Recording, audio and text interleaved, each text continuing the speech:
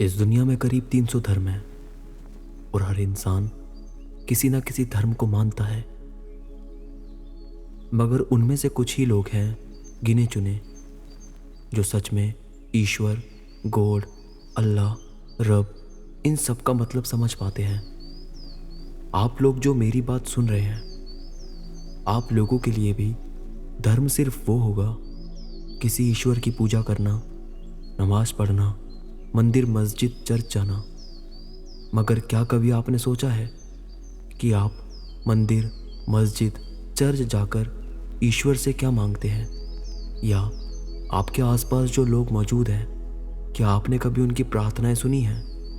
अगर सुनी हैं और आपने भी प्रार्थना की है तो आपने देखा होगा कि सभी लोग ईश्वर से पैसा, पद, प्रतिष्ठा ही मांगते हैं। कोई मांग रहा है कि मेरा एग्ज़ाम में मार्क्स अच्छे आ जाएं। कोई मांग रहा है कि मेरी नौकरी का इंटरव्यू पास हो जाए। कोई मांग रहा है मेरा कर्ज उतर जाए। कोई मांगता है उसकी बिगड़ी सेहत ठीक हो जाए। हमने ईश्वर से मांगने के अलावा किया ही क्या है? हमारी प्रेयर्स बहुत स्वार्थी हैं। हम लोग बहुत स्वार्थी हैं। इस समाज ने हर चीज़ का ब्लेम सिर्फ ऊपर वाले पर डालने का ही काम किया है। हम कोई रिस्पॉन्सिबिलिटी नहीं लेना चाहते। हम सिर्फ आज तक सच से भागते आए हैं। सच बात तो यह है कि हमने ईश्वर के और प्रेयर्स के मतलब को बदल के ही रख दिया है। इतने सालों में जो ह्यूमंस का एवोल्यूशन हुआ, उसमें इंसान ने परमात्मा के भी मायने बदल कर रख दिए। आज ईश्वर का मतलब सिर्फ कोई त्योहार, शोर मचाने वाला, हल्ला करने वाला, हुड़दंग मचाने के लिए बन के रह गया है। जबकि ईश्वर एक ऐसी अद्भुत चीज़ है जो आपको सिर्फ शांति में ही मिल सकती है। दुनिया में लोगों ने ऊपर वाले के नाम पे जितने बुरे काम किए हैं उसका कोई हिसाब नहीं है। जितने पाखंड, अंधविश्वास ऊपर वाले के नाम पे लोग यकीन करते हैं उनका भी कोई हिसाब नहीं है। यही वजह है कि लोग असल में परमात्मा को जानने से बहुत पीछे रह जाते हैं।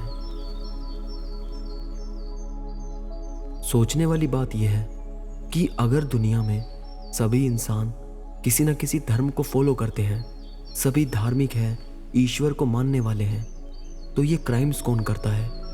कौन है जो इतना पाप कर रहा है? किसकी वजह से औरतें आज भी सेफ नहीं हैं? बात करें अगर अपने ही देश की, जो कि दुनिया का सबसे बड़ा धार्मिक देश बनता है, यहाँ लोग ईश्वर को लेके छोटी छोटी बातों पर लड़ने मरने को उतर आते हैं। रोज नए दंगे फसाद देखने को मिलते हैं धर्मों के बीच में। तो मैं आपको याद दिला दूं कि इंडिया दुनिया में अश्लील वीडियोस देखने वालों की लिस्ट में टॉप 10 में आता है।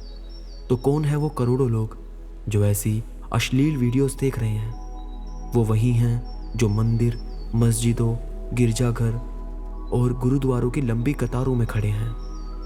औरतों के खिलाफ सबसे ज़्यादा अपराध इसी देश में होते हैं और होते आए हैं। तो वो करता कौन है? वो यही लोग करते हैं। बस हम सत्य को स्वीकार नहीं करते।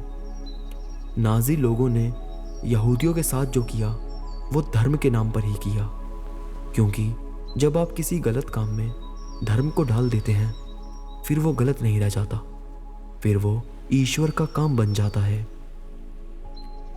दुनिया भर में जो लोग बम ब्लास्ट करते फिरते हैं उन्हें उनसे कोई जाति दुश्मनी नहीं है। वो तो ऐसा करे भी ना, मगर सिर्फ ब्रेन वॉश हो जाने की वजह से वो इस रास्ते पर चल पड़ते हैं। इससे हमें पता चलता है कि इंसानी बुद्धि कभी इस मामले में इतनी तेज नहीं हो पाई जितनी होनी चाहिए थी। जिन लोगों की तेज हुई उन्हें भी लोगों ने धुतकारा ही है। बुद्ध, महावीर, कबीर, ओशो, कृष्णमूर्ति और ना जाने कितने बड़े बड़े संत इस धरती पे रहे। सभी को लोगों ने एक बार भी नहीं समझा। समझते भी कैसे? उनकी बुद्धि इतनी सक्षम ही नहीं है। उनको बचपन से ही किसी न किसी धर्म से बांध दिया गया है। उनकी इतनी हिम्मत ही नहीं हुई कि वो सवाल कर सके, कि वो इस कलयुग में अर्जुन बन सके। ऐसे ऐसे पाखंड हमें धर्मों में देखने को मिलते हैं जिसे देखकर इंसान का सिर ही चकरा जाए। कोई मंदिर में धूप बत्ती दिया जलाया जा रहा है, नारियल चढ़ाया जा रहा है, दूध चढ़ा रहा है, लड्डू, मिठाई, फूल, पत्ता, पता नहीं क्या क्या। कोई ऊपर वाले के नाम पे बकरा और जानवरों को काटे पड़ा है। जरा एक बार को ये सोचते भी नहीं कि यहाँ हम एक जिंदा बकरा मार देंगे तो कोई ईश्वर क्यों खुश होगा। उस ईश्वर को उस बकरे, मुर्गे या किसी जानवर से कैसी दुश्मनी। वो भी तो उसी का बनाया पशु है। उसे जब उसकी जान लेनी होगी वो खुद ले लेगा। कोई फूल तोड़कर ईश्वर को चढ़ा रहा है, क्या जरूरत है इसकी? क्या वो फूल उस टहनी पर हंसता हुआ अच्छा नहीं लग रहा था? तुमने अपने स्वार्थ के लिए, अपनी विश मांगने के लिए एक खूबसूरत फूल की हत्या कर दी। इन बातों का अफसोस कभी किसी धार्मिक इंसान को नहीं होता। कैसे होगा? उन्होंने पहले से ही एक लिस्ट बना ली है कि ये सही है और ये गलत है। ये किसी जानवर को मार दे तो वो सही है, कोई जानवर इन्हें मार दे वो गलत है। ईश्वर इनकी सारी प्रार्थनाएं सुने वो सही है, मगर ईश्वर उस फूल या उस जानवर की एक प्रार्थना सुने वो गलत है। क्यों? क्योंकि इससे इनका स्वार्थ पूरा नहीं होता। चलो फूल और जानवरों को तो जाने दो, इन इंसानों में ही आपस में समन्वय नहीं है। ये आपस में ही साथ नहीं रह सकते, जबकि ये तो सेम स्पीशीज से बिलोंग करते हैं। फिर भी इन लोगों में वहम रहता है। आपने देखा होगा कि कोई भी किसी के घर का प्रसाद या बना हुआ नहीं खाता। हर इंसान को दूसरे इंसान से खतरा लगता है। हर इंसान को दूसरे से लगता है कि ज़रूर इसने उस खाने में, उस प्रसाद में कुछ ना कुछ डाला होगा। कोई किसी के हाथ का, कोई किसी के घर का नहीं खाता। और ये बात मैं तुम्हें किसी गैर की नहीं बता रहा, बल्कि ये लोग अपने करीबी लोगों के बीच में ही ऐसा करते हैं। इनके आपस में, इनके घरों में ही इतनी दूरियां हैं और ये खुद को धार्मिक कहते हैं। इनसे बेहतर तो वो फूल है जो बेजुबान है, फिर भी हर समय मुस्कुराते हुए ईश्वर के नाम लेते हैं। उनको उस फूल से कोई जलन नहीं है जो उनके साथ में ही खिलने वाला है, जो उनसे ज़्यादा बड़ा होगा और खूबसूरत भी। उनको भला कैसे होगी जलन? वो जानते हैं कि मेरी पहचान ही उसमें है, वो भी तो मैं ही हूँ, वो भी मेरा ही अस्तित्व है। मगर लोगों को ये बात समझ नहीं आती। लोग इस मामले में बहुत स्मार्ट और शाणे बनते हैं। यही वजह है कि हमें धार्मिक लोगों की बातों में कंट्राडिक्शन देखने को बहुत मिलता है। कभी वो कहते हैं कि ईश्वर ही सब कुछ कंट्रोल कर रहा है, सबका नसीब पहले ही लिखा जा चुका है, सबकी एक एक सांस ईश्वर ने पहले ही लिख ली है। तो फिर यहाँ कर्म का सिद्धांत खत्म हो जाता है, क्योंकि मैं जब कुछ कर ही नहीं रहा तो फिर मेरा कर्म कैसा? सब कुछ तो पहले से ही डिसाइड है। मैं क्या कर्म करूँगा, मैं स्वर्ग जाऊँगा या नर्क जाऊँगा, ये सब भी तो डिसाइड ही होगा, क्योंकि ये भी तो कर्म का ही एक पार्ट है। यहाँ इनकी बातें फीकी पड़ जाती है। असल में अगर आप ध्यान से देखेंगे तो ईश्वर वो नहीं है जो ये लोग समझ कर बैठे हैं। ईश्वर का मतलब किसी मंदिर, मस्जिद, गिरजाघर या गुरुद्वारे में होना नहीं है। ईश्वर तो संपूर्ण है, यानी इस दुनिया की हर चीज ईश्वर से जुड़ी है और वही ईश्वर है। ये दुनिया किसी ने बैठ के डिजाइन नहीं की। कई लोग कहते हैं कि अगर ईश्वर नहीं है तो ये दुनिया इतनी परफेक्ट कैसे है। मेरा उनसे सीधा सा सवाल है कि तुम्हें कैसे पता ये दुनिया परफेक्ट है? किसी चीज को परफेक्ट बताने के लिए तुम्हारे पास कंपेयर करने के लिए उस जैसी दो चीजें होनी चाहिए। तो आपने कितनी दुनियाएं देखी हैं जिससे आप कंपेयर कर पा रहे हैं कि ये वाली दुनिया परफेक्ट है? ये सुनने के बाद अधिकतर धार्मिक लोगों के मुंह बंद हो जाते हैं। फिर उन्हें समझ नहीं आता कि क्या कहा जाए। असल में सत्य यह है कि ये लोग धार्मिक नहीं हैं। इनको डर है। इनकी आस्था धर्म से ज्यादा डर पे टिकी है। इनको डर है अगर इन्होंने उसकी पूजा नहीं की तो वो इन्हें सजा देगा, वो इन्हें स्वर्ग नहीं जाने देगा, वो इन्हें नर्क भेज देगा, वो इन्हें अकाल मृत्यु मार देगा। ये डर ही है जो मंदिर, मस्जिदों, गिरजाघरों, गुरुद्वारों में इतनी लंबी लाइन लगी रहती है। अगर इनका परमात्मा से स्वार्थ ना हो और इनके मन में डर ना हो तो ये मंदिर मस्जिद तो दूर, ये कभी ईश्वर का नाम भी नहीं लेंगे। तो ऐसी आस्था का क्या फायदा। ईश्वर असल में वही है जब आप खुद तलाशना शुरू करते हैं। धर्म कोई ऐसी चीज नहीं है जो किसी को पैदा होते ही उसे थोप दी जाए, मगर हमने अपने समाज को धर्म में इस तरह डाल दिया कि बच्चे के पहले सांस लेते ही ये डिसाइड हो जाता है कि वो बच्चा हिंदू होगा, मुसलमान होगा, यहूदी होगा, सिख होगा या क्रिश्चियन होगा। यही कारण है कि इस समाज में अब बुद्ध और महावीर जैसे लोग नहीं होते। होंगे भी कैसे? उसके लिए आपको इंसान को आज़ाद करना होगा सारे धार्मिक बंधनों से और उसे समझाना होगा तो खुद अपने रास्ते पे चल, तो खुद तलाश कर कि ईश्वर क्या है, तो खुद ये डिसाइड कर कि ईश्वर का अर्थ क्या है। जब हम अपने बच्चों को बचपन से ही खुद तलाशने की शिक्षा देंगे तो आप बड़े चकित हो जाएंगे उसका रिजल्ट देखकर, क्योंकि फिर हर बच्चे को परमात्मा का असली मतलब पता होगा। फिर वो किसी से नफरत नहीं कर पाएगा, क्योंकि जो खुद सच की तलाश में निकलता है फिर वो दुनिया के जाल में नहीं फंसता।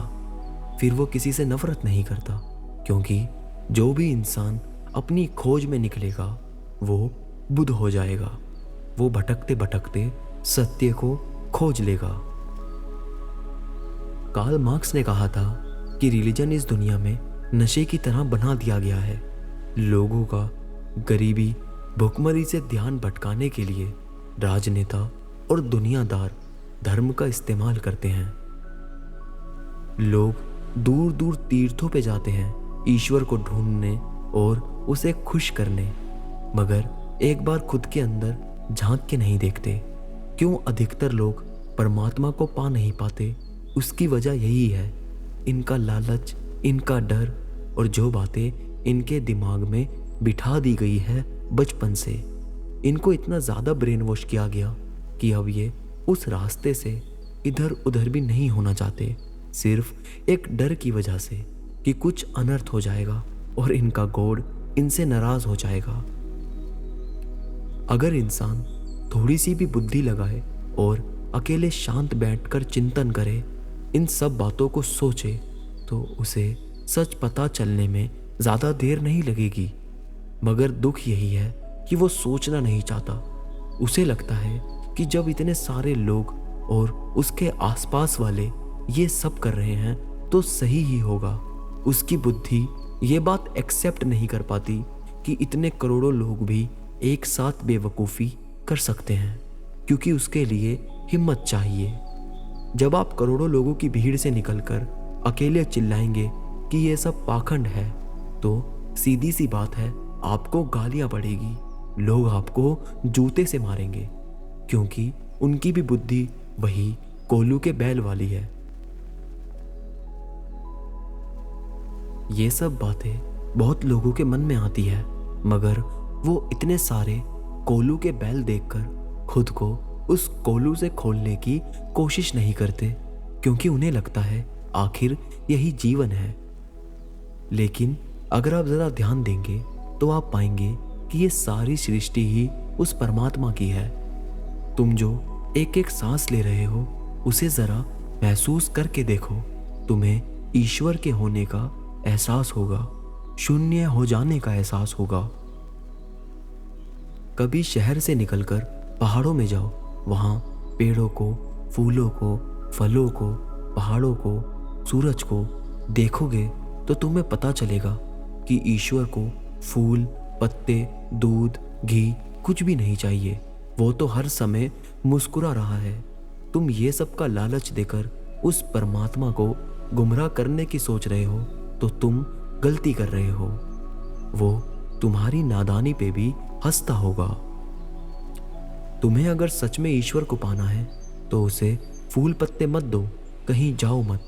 बस जहां हो, जैसे हो वैसे ही खुद को उसे सौंप दो। ध्यान करो जब बैठकर तो अपनी सांसों को देखो, अपने धड़कते दिल को देखो। तुम जिस ईश्वर को इतने सालों से ढूंढ रहे थे, आंख पे पट्टी बांधकर, वो तुम्हें अपने अंदर बैठा हुआ दिखेगा। तब तुम्हें महसूस होगा कि तुम और परमात्मा कभी अलग नहीं थे। तुम तो बेकार में इतने पाखंड करते रहे उसे खुश करने के लिए। तुम्हें तो बस उसे खुद को सौंपना है, उसका ध्यान करना है, उसकी बनाई हर चीज से प्रेम करना है, उसकी बनाई इस दुनिया में खुद को देखना है। जिस दिन तुम हर चीज में अपने आप को देखने लगोगे, तुम समझ लेना कि तुम और ईश्वर अब एक हो चुके हो।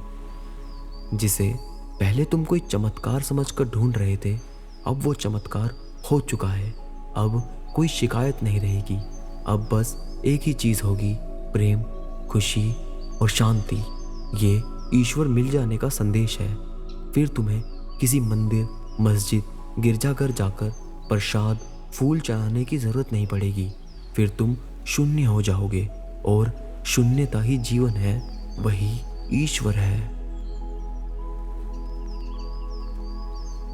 मेरी बात अगर आपकी अंतरात्मा तक पहुंची हो तो हमें कमेंट करके ज़रूर बताएं। हमारी बाकी स्पीचेस भी इस चैनल पे मौजूद हैं, जो आप फुर्सत से बैठकर देख सकते हैं। आखिर में बस इतना कहूँगा कि इस वीडियो को अंत तक देखने के लिए आप सभी लोगों का धन्यवाद।